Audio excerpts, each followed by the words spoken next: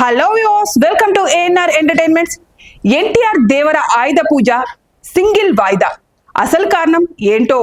Young tiger NTR Tripura తర్వాత చేసిన చిత్రం దేవర. ఈ సినిమాపై అంచనాలు ఏ స్థాయిలో ఉన్నాయో ప్రత్యేకంగా చెప్పనక్కర్లేదు. బాలీవుడ్ బ్యూటీ జాహ్నవి కపూర్ ను తెలుగు ప్రేక్షకులకు ఈ సినిమాతో దర్శకుడు కొరటాల శివ పరిచయం చేయబోతున్నాడు. ఎన్టీఆర్ జాహ్నవి కపూర్ కాంబో కోసం ప్రేక్షకులు చాలా కాలంగా ఆసక్తిగా ఎదురు చూస్తూ ఉన్నారు. అందరి అంచనాలు అందుకునేలా వీరు జోడీ ఉంటుందని ఇప్పటికే విడుదలైన 2 రొమాంటిక్ పాటలను చూస్తే అర్థమవుతుంది. దేవర సినిమా విడుదల తేదీ దగ్గర పడుతున్న కొద్దీ ఫ్యాన్స్ ప్రేక్షకుల్లో ఆసక్తి అంతకంతకు పెరుగుతూనే ఉంది.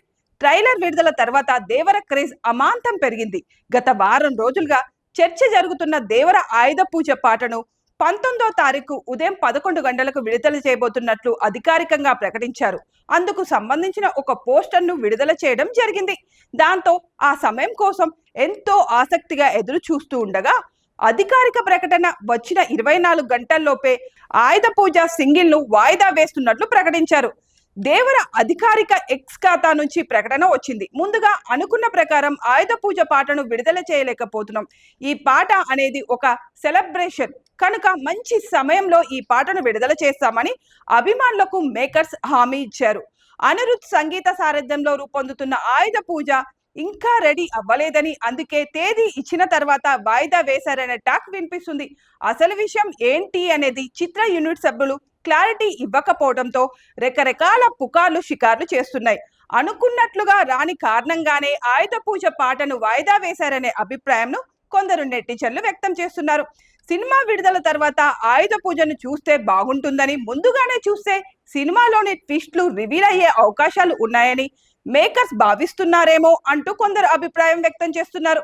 మొత్తానికి అసలు విషయం ఏంటి అనేది మాత్రం మేకర్స్ క్లారిటీ ఇవ్వడం లేదు. మరో వారం రోజుల్లో వరల్డ్ బాక్సాఫీస్ ను షేక్ చేసేందుకు దేవరా రాబోతున్నాడు. ఇప్పటికే యుఎస్ఏలో $1.5 మిలియన్ వసూళ్లు ప్రీ బుకింగ్ ద్వారా నమోదు చేయడం జరిగింది. ఆస్ట్రేలియాలో సైతం లక్షల డాలర్లను ఇప్పటికే రాబట్టిందట.